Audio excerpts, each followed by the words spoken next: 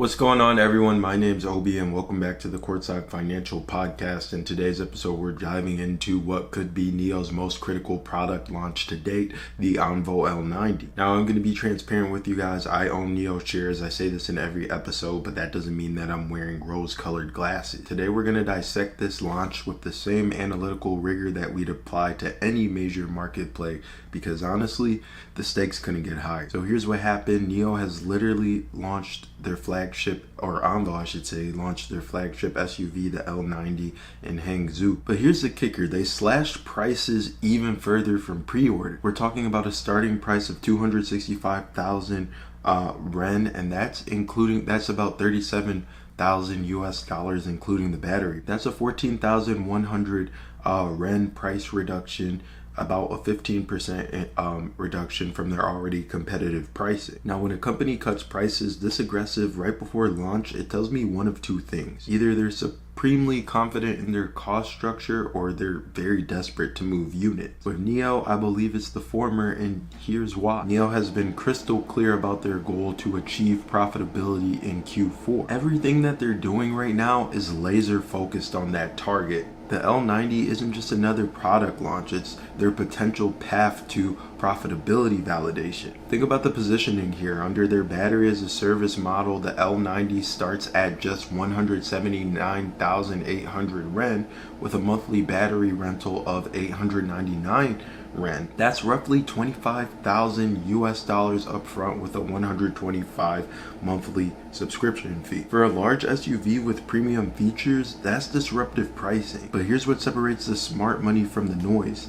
NIO's management isn't just throwing darts at a board. They've explicitly stated that they expect gross profit margins even at these price points. That tells me that they've done their homework on cost optimization with suppliers. Now let's talk about competition, because this is brutal. Just 2 days before NIO's launch, their competitor Li Auto dropped their Li L8, their first all-electric SUV, starting at 321,800 Ren. That's nearly 60,000 Ren more expensive than the L90's base model. Here's where it gets interesting from a market psychology perspective. On Li Auto's launch day, the stock dropped 6.2%. Meanwhile, NIO surged about 7% to $4.82. The market's essentially saying, we see what you did there, NIO, and we like it. But let's dig deeper into what NIO's really offering. The L90 measures 5,145 millimeters long with a 3,110 millimeter wheelbase. That's competitive with Li Auto's L9. They're offering both 6 and 7 seat configurations, targeting the broadest possible family market segment. Here's how NIO's infrastructure play really shines. While Li Auto is scrambling to build out 2,500 supercharging stations, NIO already has 3,430 battery swap stations operational in China, with 1,000 of those being on the highway. Think about the user experience here. Li Auto's L8 offers 670 to 720 kilometers worth of range depending on the variant, but the L90 offers 570 to 605 kilometers worth of range. On paper, Li Auto wins, but in reality, NIO customers can swap to a fully charged battery in just a matter of minutes. That's a fundamentally different value proposition. The L90 runs on a 900 volt architecture versus traditional 400 volt architecture. What that ultimately means is faster charging and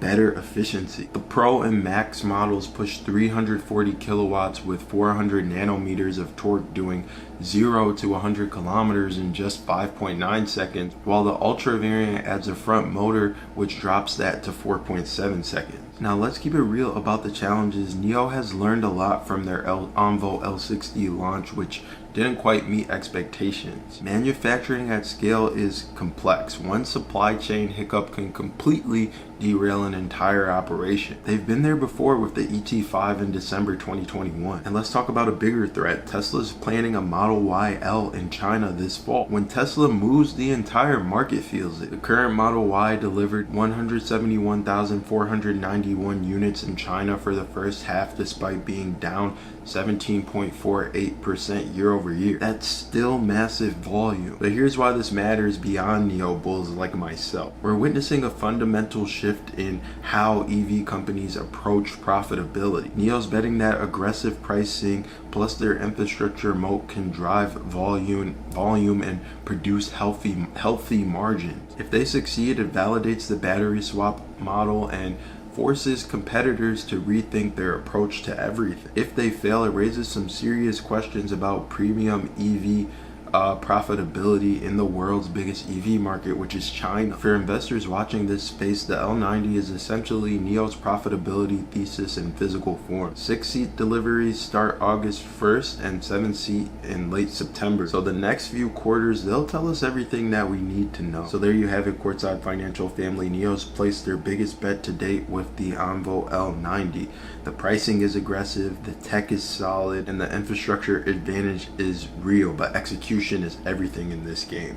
That's it for this episode of the Courtside Financial Podcast. I hope you found it useful, valuable, insightful, at the very least entertaining. If you found it any of those things, help this channel out. Costs you nothing to hit the subscribe button, click the like button, click the notification bell icon, leave a comment down below, share the video. All your engagement really does go a long way in boosting the channel. Let's get this video out to a broader audience. Let's get this information out to a broader audience. Let's help NIO as a company.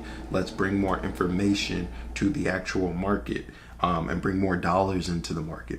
Anyways, that's it for this episode. I'll catch you guys in the next episode. I appreciate you guys sticking with me and watching. I might get a video out tomorrow. I may not. I have some things that I have to do personally, but we'll see. Hopefully see you guys tomorrow. If not, I'll catch you on Monday. Thanks for rocking with me all week. OB signing off. Goodbye.